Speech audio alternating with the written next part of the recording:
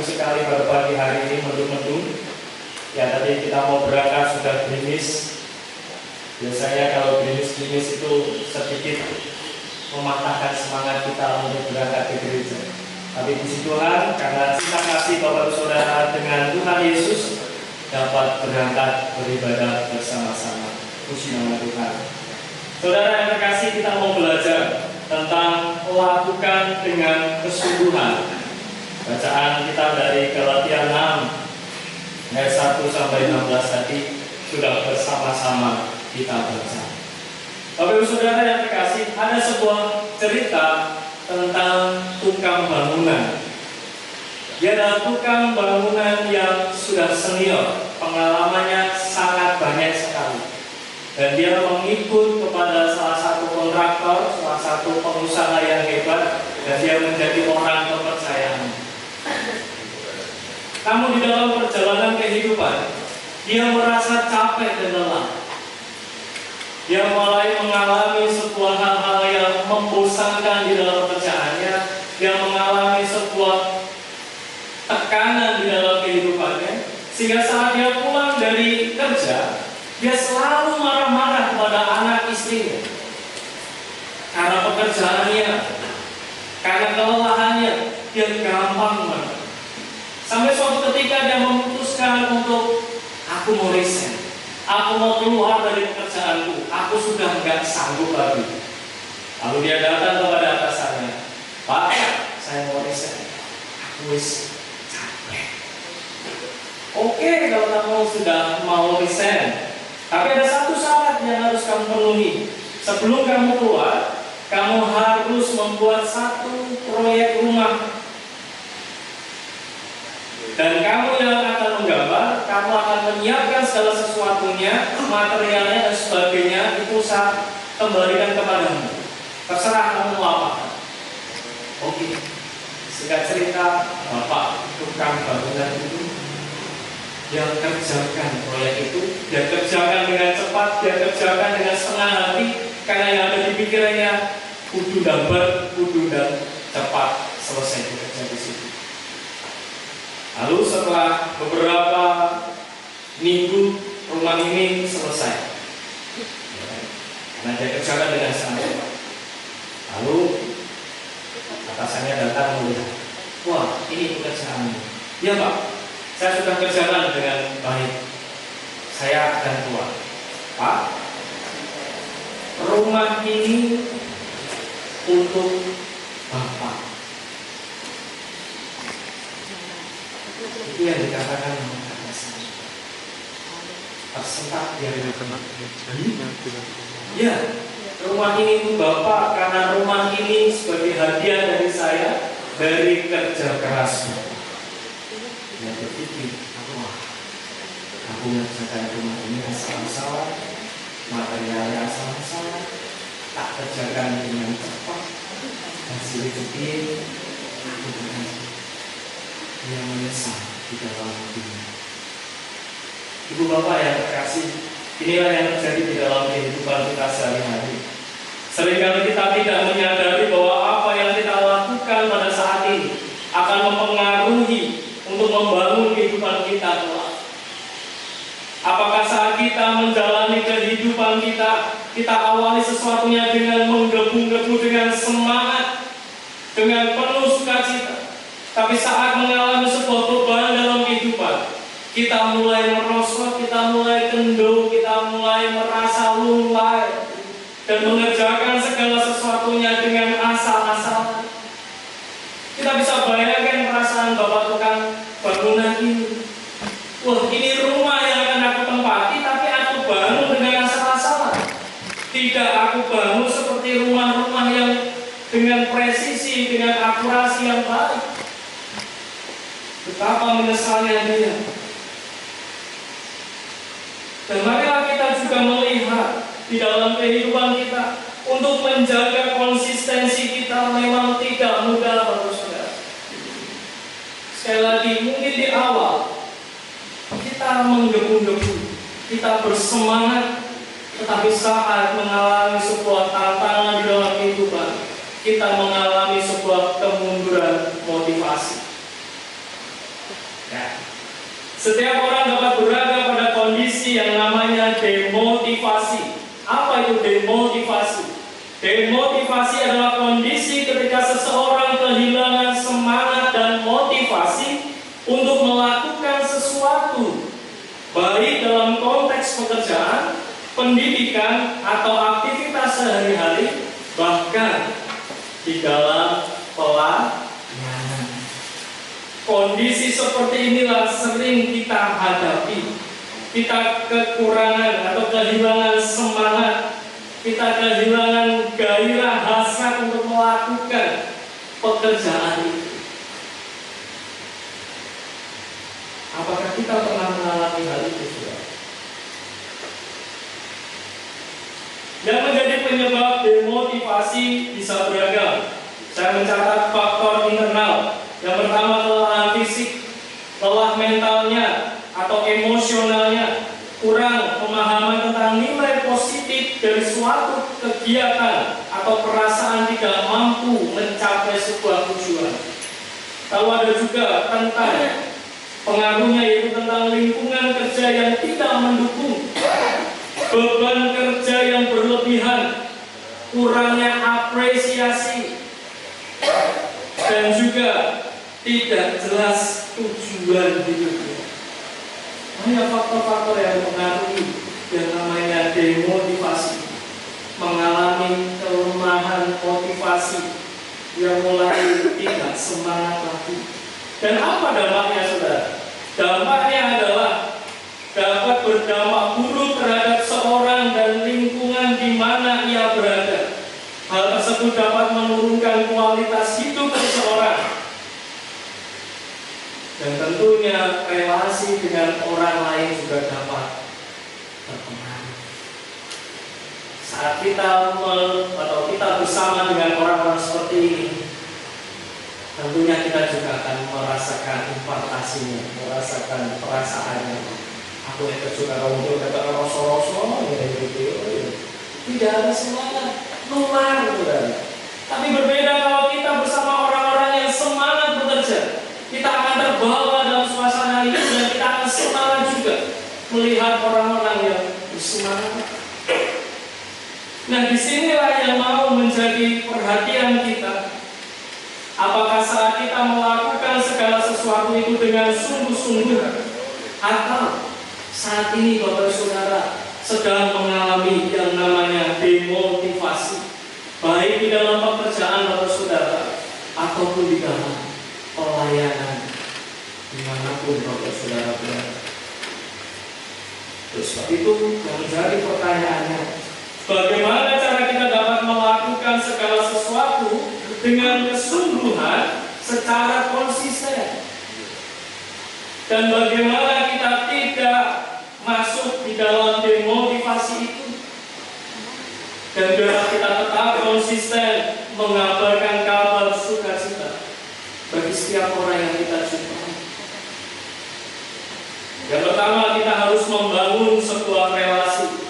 Ayat 2 berkata, bertolong-tolonglah menanggung bebanmu, demikian kamu memenuhi hukum Kristus. Rasul Paulus mengingatkan pada jemaat di Galatia untuk saling tolong-menolong. Tentu kita sudah tahu keadaan jemaat di Galatia pada waktu itu, Bapak Saudara. Mereka sedang menghadapi sebuah pertentangan, sedang menghadapi sebuah perselisihan antara orang Yahudi dan orang non-Yahudi. Mereka berbicara tentang keselamatan. Yang satu berkata keselamatan itu harus melalui hukum Taurat, tapi yang satu mengatakan keselamatan itu ya karena Yesus Kristus yang sudah mengorbankan dirinya. Bahkan tadi kita baca soal pertentangan tentang sunat, salah satu kewajiban dari hukum Taurat. Mau sunat, mau tidak sunat, yang penting hidup baru. Karena sesungguhnya orang yang bersunat tadi juga tidak melakukan hukum Taurat. Artinya ada kemunafikan yang terjadi di sana. Percuma engkau taat melihat membaca firman Tuhan setiap waktu, tetapi tidak melakukannya di dalam kehidupan kita masing-masing. Kata Paulus, itu percuma. tidak ada gunanya. Yang berguna adalah hidup baru. Dan perselisihan ini menimbulkan keraguan jemaat di sana.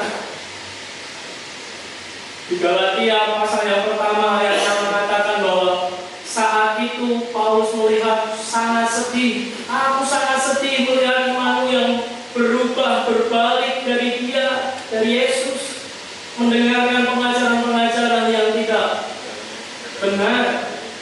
Maka jangan kita sampai sesat. Berhati-hatilah.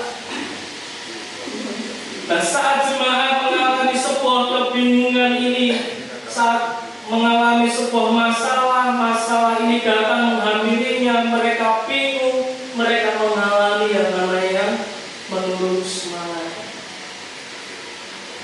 Sebab itu Paulus mengingatkan untuk kita mau saling menopang satu dengan yang lain. Saat yang satu lemah, yang kuat akan menguatkan yang lain. Bertolong-tolonglah.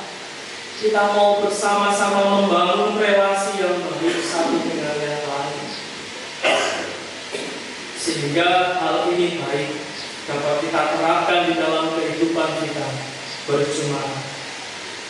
Ibu Bapak yang terkasih, terkadang kita menghadapi situasi seperti ini di dalam pelayanan kita. Kita mengalami sebuah kebingungan. Aku harus ngopo?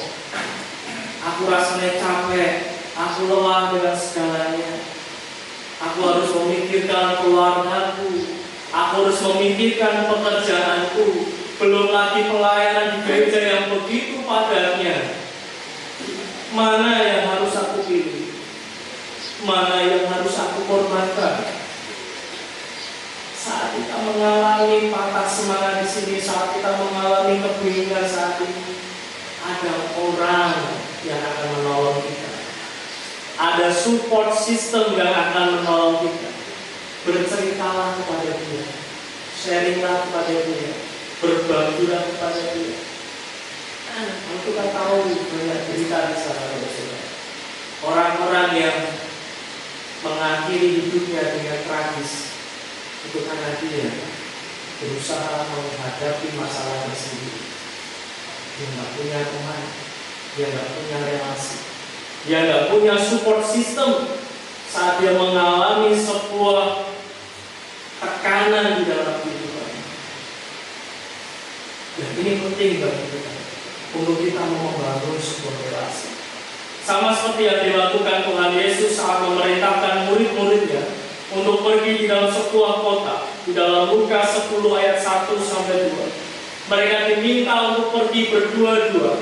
Ada 70 murid Tuhan yang disuruh untuk mendahuluinya, menyebar ke beberapa kota.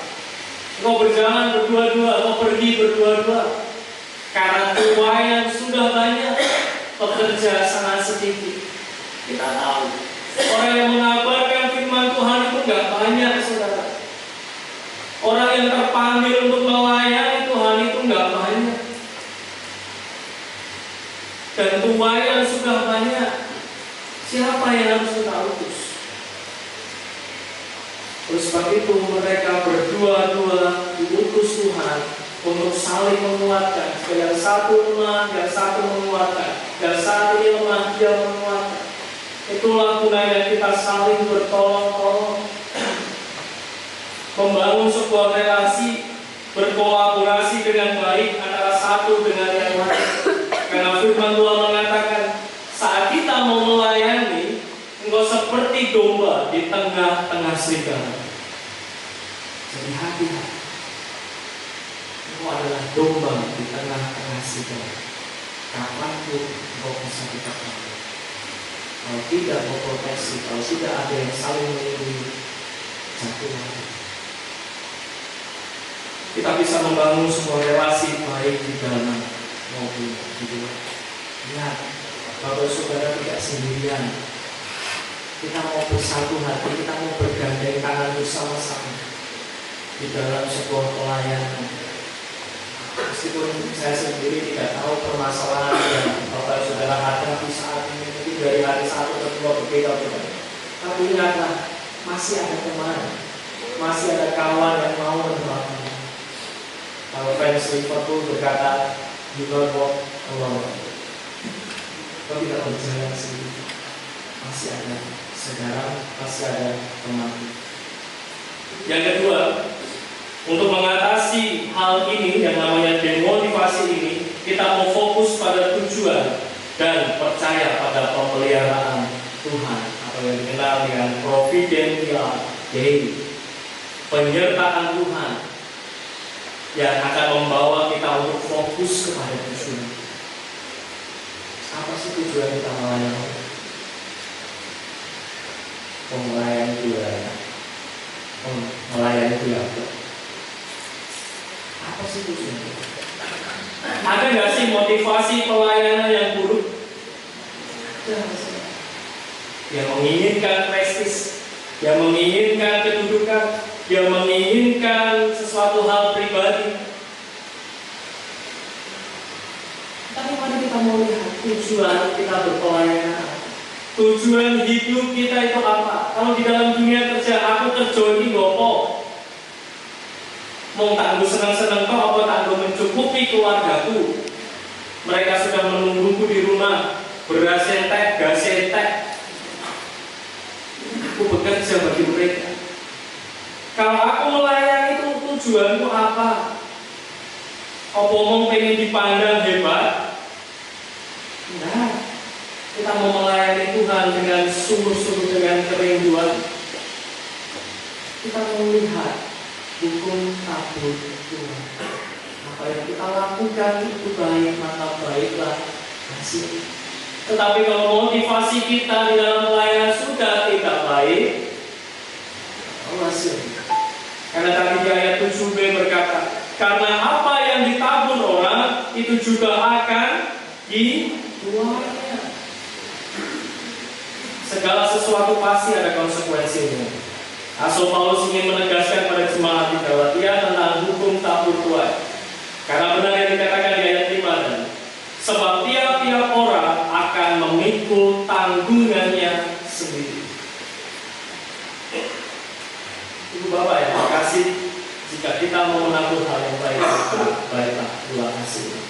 Dan saat kita mau fokus pada tujuan kita tentang melayani, tentang keluarga kita atau tentang sebuah pendidikan ya saat ini mungkin anak kita yang mau kuliah, tujuan itu apa sih katanya? Ya, apa pengen mau kayak pakai sangar kuliah, ya, ketemu kalau mau kota di sana, atau pengen hanya sebatas menghabiskan uang saja. Ya. Nanti ingat kita pasti punya tujuan yang akan kita capai. Mau aku baru lulus, aku nanti akan kerja di sini, aku akan melakukan hal ini dan itu pasti akan ada tujuan. Dan hal itu pasti sudah kita pikirkan. Dan yang menjadi sulit adalah tetap konsisten dengan tujuan itu. Maka bagaimana caranya ya kita mau tetap mengingat tentang penyertaan Tuhan.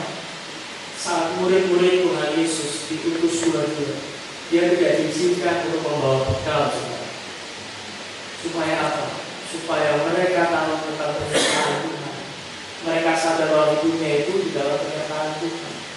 Karena saat Tuhan sudah mengutus kita, maka Tuhan akan menyertai kita. Okay? Tuhan akan memperlengkapi kita. Tuhan akan menyediakan apa yang kita butuhkan. Maka bukan usah khawatir saat kita mau terjun di dalam sebuah pelayanan. Meskipun orang-orang menganggap kita remeh, saat orang-orang menganggap pelayanan kita tidak ada artinya, tapi penyertaan Tuhan yang akan menguatkan kita dan fokus pada tujuan. Sehingga saat kita melakukan segala sesuatunya itu dengan sungguh-sungguh.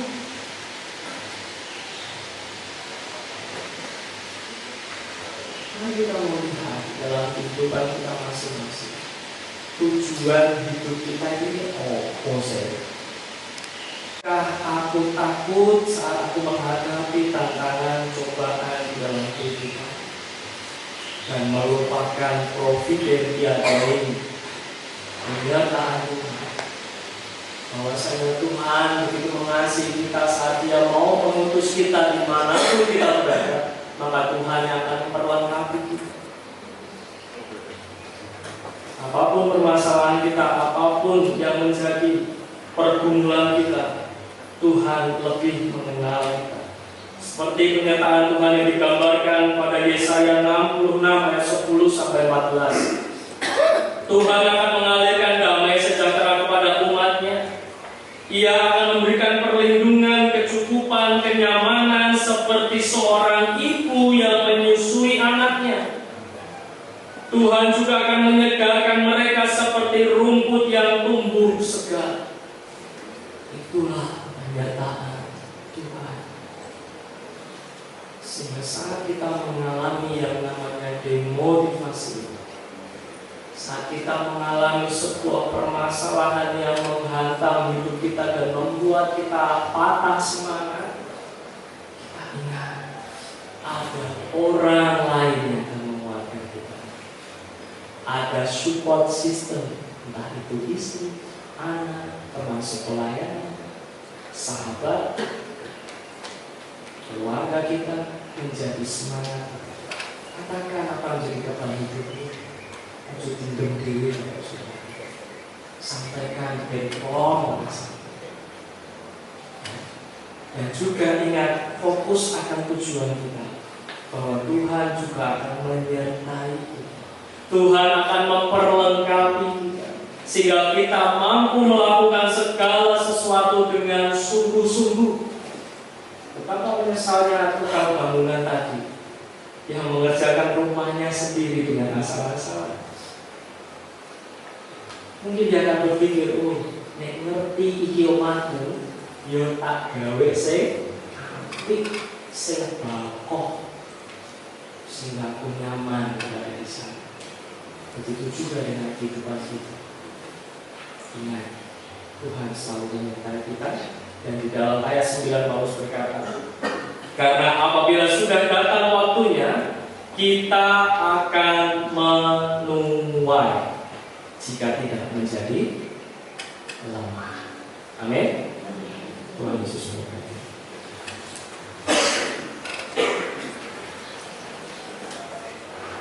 Sungguh kami bersyukur Tuhan karena firman-Mu yang sekali lagi menguatkan kami untuk kami tidak